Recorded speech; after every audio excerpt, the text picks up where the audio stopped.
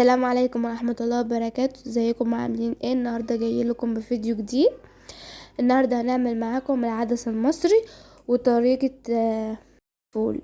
انا غسلت العدس وهنا بعد ما صفيته، وهنا بقول لكم هاتوا بطاطساية هنقطعها قطع صغيرة كده. بعد كده هنجيب حلة ونحط فيها شوية سمنة محترمين كده ونسيبها كده لحد ما السمنة تسيح. بعد كده نجيب بصلاية كده حلوة ونحطها. بعد كده نقلب فيها شوية كده. بعد كده هنجيب البطاطس اللي احنا قطعناها وهنحطهم نقلبهم الاتنين مع بعض لحد ما يدبلوا كده. متنسوش تعملوا لايك وشير وتفعلوا زر الجرس عشان يوصلكم كل جديد. وهنا كنت بوريكم ان هما دبلوا شوية. بعد كده هننزل بكام فص توم ونقعد نقلب فيهم لحد ما التوم كده يحمر شوية. هنقعد نقلب فيهم كده شوية كتار لحد ما يحمروا. اهم حاجة ما تنسوش تعملوا لايك تدعمونا.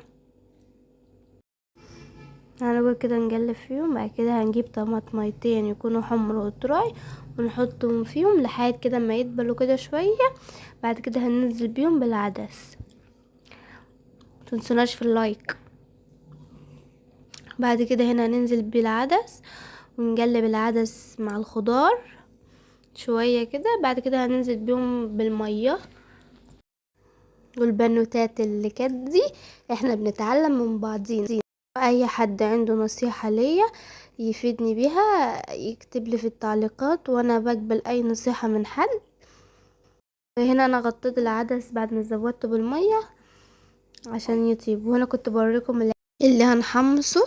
بعد كده هنا كنت بشوف العدس بقلبه كده شوية بشوفه طاب ولا لا. بعد كده غطيته وكل شوية يعني كده كنت بروح اقلب فيه عشان ما يلزقش من تحت وكده.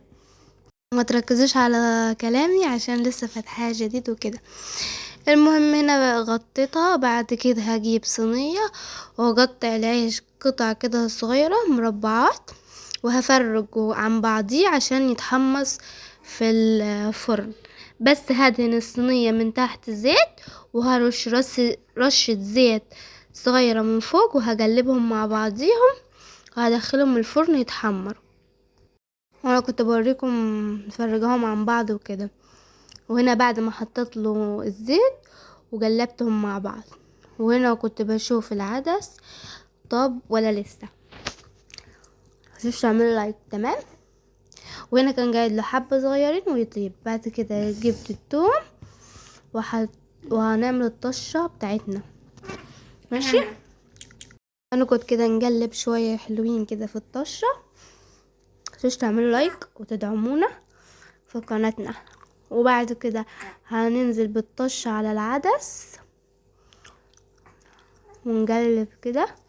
هو كان طاب اصلا وبعد كده طشت له الطشة. بعد كده ما طاب هنضربه كده في الخلاط عشان مبقاش فيه اي حاجة كده.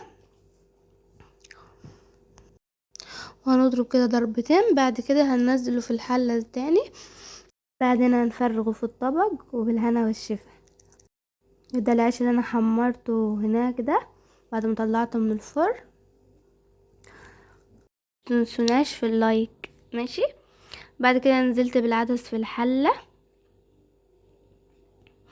وهنديله غلوة تاني كده وخلاص. بعد كده هنفرغ ونحطه في الطبق وبس. هنستنى ياخد له غلوتين. بعد كده هنفرغ. وانا هنا قطعت بصلايه وحطيت على شويه دقيق وخليتهم يحمر. التوابل بتاعتنا حطيت بابريكا وملح وفلفل اسود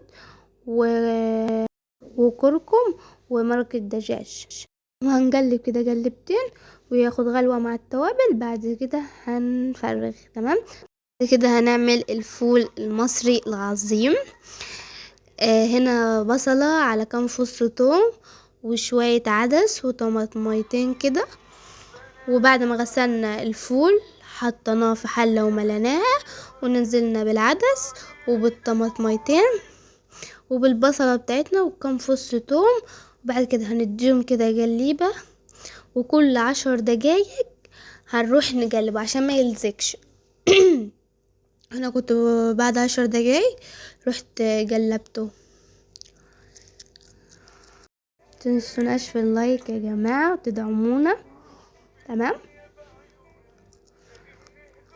وهنا كان ناقص شوية مية وحطيته. كل 10 دقايق بروح اقلبه، ولو نقص مية بروح ازود مية. وهنا بعد 10 دقايق برضو رحت قلبته.